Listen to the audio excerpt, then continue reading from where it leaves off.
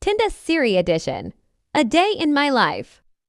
Hello everyone, medyo maaga nga akong bumangon today para magkape at syempre para maghanda ng mga pa-order na Japanese pancake.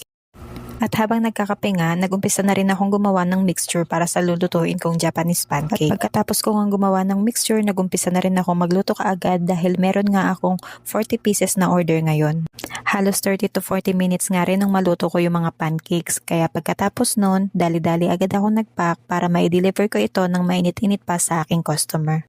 Pagdating naman ng hapon, nagumpisa kaagad ako magluto ng sauce dahil ngayon ngang araw susubukan namin magtinda ng kikiam fishball at squid ball. Pagdating nga ng 3:30, lumabas na ako para maipwesto at maipark ko na sa labas ng bahay itong aming food cart.